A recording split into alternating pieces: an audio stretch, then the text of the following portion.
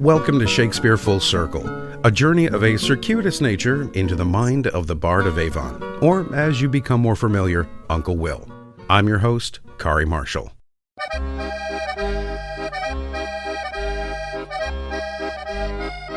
The French have a term that I think many of us can understand on some level, either when it comes to food, drink, or the more amorous pursuits.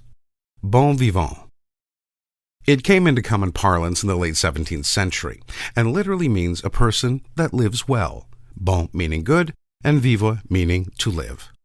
But it has come to also be connected with certain levels of excess, sometimes used ironically and unflatteringly to refer to a hedonist. I think we can all agree that food, love, and the ability our bodies have to clot blood are all good things. More on the last one in a bit. But the question arises, can you really have too much of a good thing? Well, Shakespeare didn't seem to think so, at least when it came to love. That well-known phrase first appeared in As You Like It. It's generally accepted to have been penned by our humble Stratfordian sometime in 1599, with its first published appearance coming some 7 years after his death in the 1623 First Folio. The action of the play follows the adventures of our protagonist, Rosalind, and her cousin Cecilia. After witnessing a wrestling match between Orlando and the court wrestler Charles, Rosalind is smitten. After Orlando's victory, Rosalind gives him a chain to wear, and is in turn besotted with Rosalind. Orlando must, however, flee to the forest of Arden to avoid his brother's plot against him. With her cousin in tow, our love-struck youth pursues the object of her desire into the wood. One problem. They are two unaccompanied girls in very much a man's world. Solution? Time for a bit of dress-up.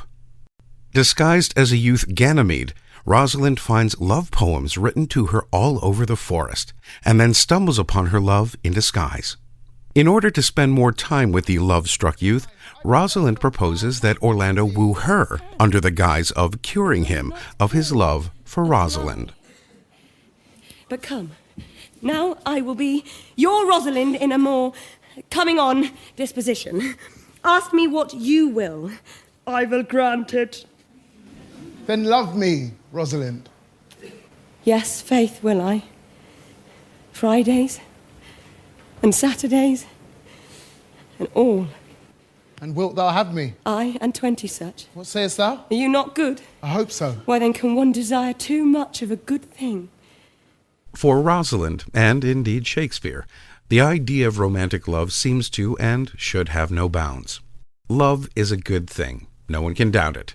And I can't really think of a reason that too much love could ever be a bad thing. Love triggers the neurotransmitter dopamine, the brain's reward drug. Levels of the hormone oxytocin surge, boosting feelings of attachment, safety, and trust. But too much dopamine can result in increased competitiveness, aggression, and poor impulse control. As You Like It is a comedy, but all you have to do is pick up Romeo and Juliet for a look at the darker side of obsessive love. But there are other good things that too much of can definitely be less than good. I mentioned in the introduction our body's ability to clot blood. Over millions of years of our evolution, it has become key to our survival when injured during our hunter-gatherer days. A good thing. But according to research done by renowned cardiologist Lee Goldman, this good thing, platelets and plasma proteins, so useful in our evolutionary survival, may be killing us. More people die today of blood clots than through bleeding.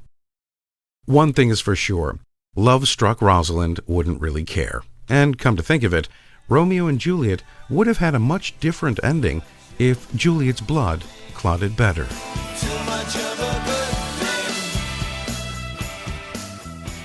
thing. Well, alas and alack, my friends, that's all we have time for. Join us again next time for another circuitous journey into the mind of Uncle William. I'm Qarie Marshall. Farewell until next time.